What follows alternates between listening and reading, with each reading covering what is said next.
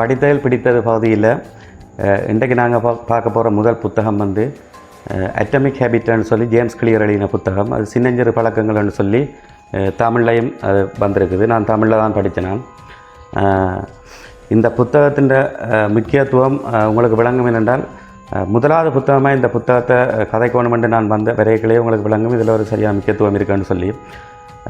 இப்போ கடந்த ஒரு 10 வருஷ காலத்துக்குள்ளே வந்த ஒரு மிகச்சிறந்த செல்ஃப் டிசிப்ளின் சம்பந்தமான புக்காண்டு சர்ச் பண்ணாங்க என்றாலும் கட்டாயம் இந்த சின்னஞ்சிறு பழக்கங்கள் என்ற புத்தகம் வந்து 6000 தான் ரெக்கமெண்ட் பண்ணிவினோம்.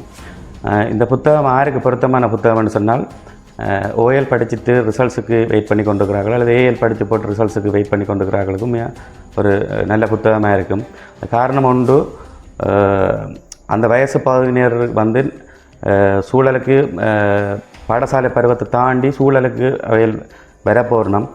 நல்ல பழக்கம் என்றாலும் சரி, கெட்ட பழக்கங்கள் என்றாலும் சரி, அவையில் பழகக்கூடிய அந்த வயசாக இருக்கும். அதை விட இந்த புத்தகத்தை வாசிக்கிறதுக்கு அவைக்கு ஒரு டைம், அந்த டைம் வந்து கிடைக்கும்ன்றது இன்னொரு விஷயம். இந்த புத்தகம் எதை பற்றி சொல்லுதென்றால், பழக்கங்கள் எப்படி நாங்கள் நல்ல பழக்கங்களை எப்படி பழகிக்கொள்ளலாம், கெட்ட பழக்கங்களை எப்படி விட்டு விலகிறதுன்றது தான் இந்த புத்தகத்தின் சிறப்பு. இந்த புத்தகத்தில் பிடிச்ச ஒரு 2-3 விஷயங்களை சொல்கிறேன். இந்த புத்தகத்தில் நிறைய நல்ல விஷயங்கள் இருக்குது. இந்த வீடியோவில் நான் 2-3 விஷயங்கள் எனக்கு பிடிச்ச விஷயத்தை சொல்கிறேன். என்னென்னா, அவர் என்ன சொல்கிறாருன்னா, நாங்கள் சின்ன சின்ன மாற்றத்தை ஏற்படுத்தி பெரிய விஷயங்களை செய்ய இயலாது, அல்லது நல்ல விஷயம் என்றாலும் சரி கெட்ட விஷயம் என்றாலும் சரி சின்னனா மாறி என்ன வரப்போகுதுன்னு சொல்லி நாங்கள் விடக்கூடாது. சின்ன மாற்றம் என்றாலும் நாங்கள் அதில் தெளிவாக இருக்கணுமன்றதை சொல்கிறதுக்கு அவர் ஒரு உதாரணம் சொல்கிறாருன்னா, ஒரு ஃப்ளைட் ஒன்றை செலுத்துகிற ஒரு பைலட் வந்து இப்போ உதாரணத்துக்கு ஸ்ரீலங்காவிலேருந்து யூரோப் கண்ட்ரிக்கு போக போகிறோம்னு சொல்லி சொன்னால், பைலட் வந்து அந்த ஃப்ளைட் ஒரு 10 டிகிரி மாறி தொடக்கத்திலே திரும்பிட்டாருன்னு சொல்லி சொன்னால், அந்த ஃப்ளைட் வந்து யூரோப்புக்கு போகாமல் சில நேரத்தில் அமெரிக்காவில் போய் இறங்க வேண்டி வரலாம். அப்போ சின்ன பிளவிட்டாலே அது ஒரு காலப்போக்கில் வந்து அது பெரிய ஒரு விளைவை ஏற்படுத்தி இருக்குமென்றதை அவர் தெளிவாக சொல்ல வரார். அதில் என்ன அவர் மேலும் மேலும் சொல்கிறார், நாங்கள் ஏன் நல்ல பழக்கங்களை பழகிறத விடுறோம்ன்றதுக்கு கொஞ்சம் உதாரணம் சொல்கிறார்.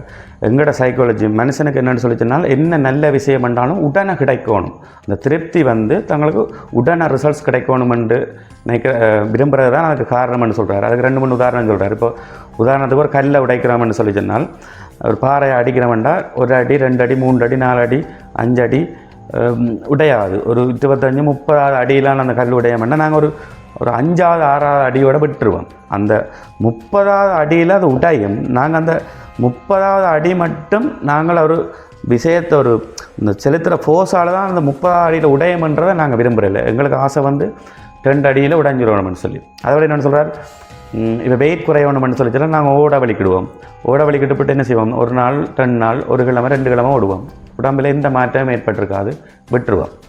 தொடர்ந்து நாங்கள் ஓடிக்கொண்டிருந்தோம்னு சொல்லி சொன்னால் 1 மாதத்தில் எங்களோட வெயிட் குறைய தொடங்கும். நாங்கள் என்ன செஞ்சிடுவோம்டா 5-10 நாளில் எனக்கு வெயிட் குறையலைன்னு சொல்லி விட்டுருவோம். அதில் அவர் சொல்ல வர விஷயம், நல்ல விஷயங்களை நாங்கள் பெரும்பாலும் செய்யாகிறதுக்கு காரணம், எங்களுக்குரிய நல்ல விளைவுகள் எப்பயுமே உடனே ஏற்படாது, ஒரு டைம் எடுக்கும் என்றதுதான் அது விஷயம்.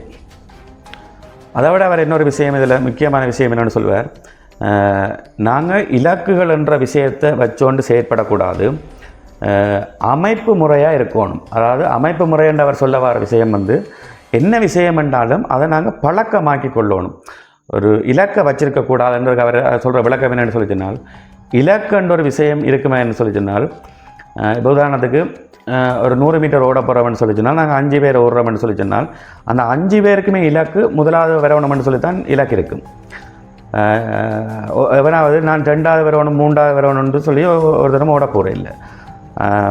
அதாவது இந்த இப்படி சொல்கிற மாதிரி, அடித்தவன் மரக்காரன் தானே அடி வேண்டவன் மரக்காரன்ன்ற மாதிரி. இலக்குன்னு சொல்லி சொன்னால் எல்லாருக்குமே அதில் பங்கு பெற்ற எல்லாருக்குமே ஒரே இலக்கு தான் இருக்க போகுது. எக்ஸாம் எழுதுகிறவன் ஓஎல் எழுதுகிறவன்டா 9 எடுக்கணுமெண்டா இலக்கு இருக்கும். ஏஎல் எழுதுகிறவன் சொல்லி சொன்னாலும் ஏஎல் பாஸ் பண்ணி யூனிவர்சிட்டிக்கு போகணுமென்றதான் எல்லாருக்குமே இலக்கப்படுது. இலக்குன்றது எல்லாருக்கும் பொதுவான விஷயம் தான். நாவே அமைப்பு முறைகளை வரணும்னு சொல்கிறார். 2வது விஷயம், இலக்கண்டு வச்சோம்னு சொல்லிச்சுன்னா ஒரு தற்காலிக விஷயமாக தான் இருக்கும். அது ஒரு அடுத்த கணத்தில் உதாரணத்துக்கு ஒரு ரூம் வந்து ஒரு ஒரு ஒழுங்காக அரேஞ்ச் பண்ணப்படாமல் குப்பையும் கூலமாக கிடக்குன்னு சொல்லி சொன்னால், இப்போ நான் வந்து பார்க்கல இந்த ரூம் என்ன இப்படி கிடக்குன்னு போட்டு குப்பையை எடுத்து எல்லாம் க்ளீன் பண்ணி கூட்டிட்டு இந்த உடுப்புகளை அடிக்கிட்டு போகணுன்னு சொல்லி சொன்னால், அது ஒரு தற்காலிகமாக தான் அந்த ரூம் க்ளீனாக நீட்டாக வரையுமே ஒழிஞ்சு, நான் அடுத்த நாள் வந்து 2 நாளில் பார்த்தா திரும்பியும் அதே மாதிரியே ஒரு ஒழுங்கு இல்லாமல் குப்பையும் கூலமாக வந்துடும்.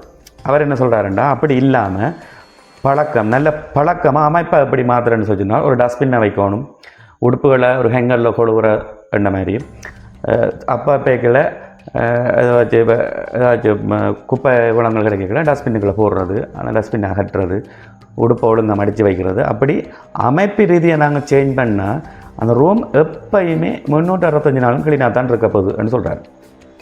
3வது விஷயம் சொல்கிறார், நாங்கள் இலக்கை வச்சுக்கொண்டு நாங்கள் செயற்பட்டோம்னு சொல்லி சொன்னால் அது ஒரு எங்களுக்கு இன்னொரு எங்களோட சந்தோஷத்தை அது மட்டுப்படுத்த மாட்டார். இப்போ என்னென்று இப்போ 5ஆம் ஆண்டாக்கள் ஸ்காலர்ஷிப் எழுதுகிறாக்கள் எடுத்துக்கொண்டால் ஸ்காலர்ஷிப் எழுத மட்டும் படிப்பு இது தெரிஞ்சு அவங்க சிரிக்கவே மாட்டாங்க, முகத்தையும் இருக்க வச்சுக்கொண்டு தாய் தப்பன் எல்லாம் பின்னுக்கு திரும்பினோம். அந்த ஸ்காலர்ஷிப் எக்ஸாம் எழுதினா அப்புறம் தான் அந்த பிள்ளைகிட்ட முகத்திலேயே சிரிப்பை காணக்கூடிய மாதிரி இருக்கும். அப்போ என்ன செய்யுது, அது எங்களோட சந்தோஷத்தை கட்டுப்படுத்துது என்ன சொல்கிறார். அவர் என்ன சொல்கிறார், ஸ்காலர்ஷிப் அண்டு இல்லாமல் நான் ஒவ்வொரு நாளும் படிப்பேன், எனக்கு இலக்கை பற்றி யோசனை இல்லை, ஒவ்வொரு நாளும் ஒரு வீட்டு பாடத்தை செய்வேன், நாளைக்கு படிக்க போகிறத படிப்பேன், ஒரு புது விஷயங்களை நான் ஒவ்வொரு நாள் நைட்டில் இத்தனை மணித்தாலும் ஒவ்வொரு நாளுமே படித்து கொண்டு வந்தால் அந்த பிள்ளை 5ஆம் ஆண்டுலேயும் அந்த நல்ல ரிசல்ட்ஸ் தான் எடுக்கும், ஓஎல்லையும் எடுக்கும், ஏஎல்லையும் எடுக்கும். இலக்கை வச்சுக்கொண்டு செயற்படுறாக்கள்லாம் இந்த 5ஆம் ஆண்டில் நல்ல ரிசல்ட்ஸ் எடுத்தால் ஓஎல்லில் குறைஞ்ச ரிசல்ட்ஸ் எடுப்பினோம். சில பேர் ஓஎல்லில் நல்ல ரிசல்ட்ஸ் எடுப்பினோம், ஏஎல்ல யூனிவர்சிட்டி என்ட பண்ண மாட்டோம்.